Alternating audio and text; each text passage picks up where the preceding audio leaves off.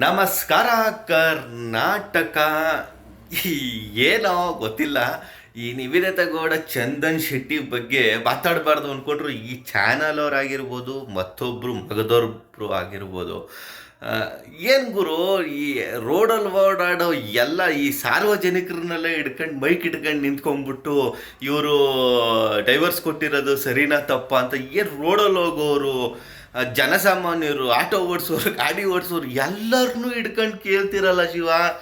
ನಿಮ್ಗೇನು ನಾಚಿಕೆ ಮಾನ ಮರ್ಯಾದೆನೇ ಇಲ್ವಾ ಗುರು? ನನಗೆ ಅದೇ ಅರ್ಥ ಆಗ್ತಾ ಇಲ್ಲ.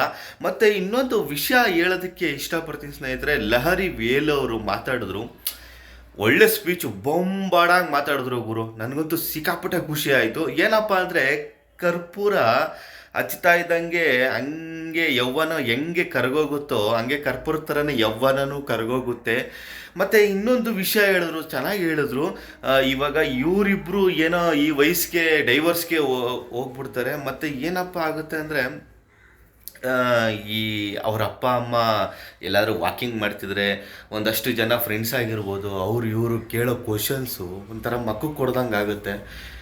ಇದು ತಪ್ಪು. ಮತ್ತು ಬ್ಯೂಟಿ ಅನ್ನೋದು ಇಂಪಾರ್ಟೆಂಟ್ ಆಗಲ್ಲ, ಎಲ್ಲರಿಗೂ ವಯಸ್ಸಾಗುತ್ತೆ, ಯಾವುದೂ ನಮ್ಮ ಕೈಯಲ್ಲಿ ಇರಲ್ಲ.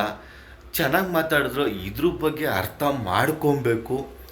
ಮತ್ತು ನನಗೆಲ್ಲೋ ಬೇರೆ ಕಡೆ ಚಾನ್ಸ್ ಸಿಗುತ್ತೆ, ತೆಲುಗಲ್ಲಿ ನಾನು ಅಲ್ಲಿ ಬೆಳೆದು ಬಿಡ್ತೀನಿ, ನಾನು ಅದು ಮಾಡಿಬಿಡ್ತೀನಿ, ನಾನು ಇದು ಮಾಡಿಬಿಡ್ತೀನಿ, ಅವೆಲ್ಲ ಬಿಟ್ಟು ಸಂಸಾರನೇ ಮೇಂಟೈನ್ ಮಾಡೋಕ್ಕಾಗ್ದಿರೋರು ಇನ್ನು ಅಲ್ಲಿ ಎಲ್ಲೋ ಹೋಗಿ ಬೆಳೆದು ನಿಮ್ಮನ್ನು ಯಾರು ಫಾಲೋ ಮಾಡ್ತಾರೆ?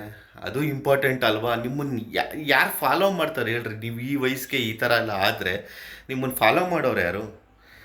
ನಿಮ್ಮಿಂದ ಏನು ಕಲ್ತಂಗಾಗುತ್ತೆ ಎಲ್ಲರೂ? ಅದನ್ನು ಅರ್ಥ ಮಾಡ್ಕೋಬೇಕು. ಏನೂ ಮಾಡೋಕ್ಕಾಗಲ್ಲ. ಒಟ್ಟಿನಲ್ಲಿ ಈ ಚಾನಲ್ಗಳು ಅವ್ರು ಮಾಡೋ ಅವಾಂತರಗಳು ನೋಡಿದ್ರೆ ಸಖತ್ ಬೇಜಾರಾಗುತ್ತೆ. ಈ ರೋಡಲ್ಲಿ ಹೋಗೋ ಎಲ್ಲರನ್ನೂ ಈ ಥರ ಎಲ್ಲ ಕ್ವಶನ್ ಕೇಳಿಕೊಂಡು ಅವ್ರ ಮರ್ಯಾದೆನ ಇನ್ನೂ ಕಡಿಮೆ ಮಾಡ್ತಾ ಬರ್ತಿರ್ತಾರೆ. ಇದು ಸಮಸ್ಯೆ. ಇದ್ರ ಬಗ್ಗೆ ನಿಮ್ಮ ಅಭಿಪ್ರಾಯ ಏನಾದರೂ ಇದ್ದರೆ ಕಮೆಂಟ್ ಬಾಕ್ಸಲ್ಲಿ ತಿಳಿಸಿ ಸ್ನೇಹಿತರೆ. ನಮಸ್ಕಾರ.